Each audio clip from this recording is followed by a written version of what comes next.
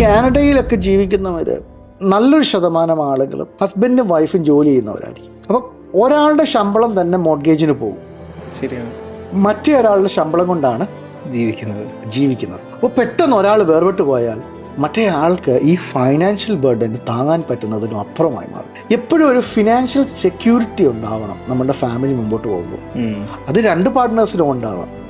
നമ്മളുടെ പേരിലൊരു വീടുണ്ട്, അപ്പോൾ ഇൻ കേസ് ഹസ്ബൻഡും വൈഫും മരിച്ചു പോകുന്നൊരു സാഹചര്യമുണ്ട്, നമ്മൾ ഒരു വില്ല് എഴുതി വെച്ചിട്ടില്ല എന്നുണ്ടെങ്കിൽ അത് ചിലപ്പോൾ ഗവൺമെന്റ് പ്രോപ്പർട്ടി ആയിട്ടത് പിന്നീട് മാറാൻ സാധ്യതയുണ്ട്. അപ്പം നമ്മൾ നമ്മുടെ കുഞ്ഞുങ്ങളുടെ പേരിലേക്ക് അത് വില്ല് എഴുതി വെക്കണം. നമ്മുടെ അസറ്റ്സ് എന്തുണ്ടെങ്കിലും പെട്ടെന്ന് ഒരാൾ മരിച്ചു പോയാൽ, ഉദാഹരണത്തിന് ഹസ്ബൻഡാണ് മരിച്ചു പോകുന്നത് കൂട്ടുക, വൈഫിന് ചിലപ്പം എത്ര അക്കൗണ്ട് ഉണ്ടെന്ന് അറിയത്തില്ല, ഏതൊക്കെ ബാങ്കിലാണെന്ന് അറിയത്തില്ല, എന്തൊക്കെ അസറ്റ്സ് അദ്ദേഹത്തിൻ്റെ പേരിലുണ്ടെന്ന് അറിയത്തില്ല, ഈ ഫ്യൂണറൽ എങ്ങനെയാണ് നടത്തണമെന്ന് പോലും പുള്ളിക്ക് അവർക്കറിയാത്തൊരവസ്ഥ സാഹചര്യങ്ങൾ ഉണ്ടായിട്ടുണ്ട്.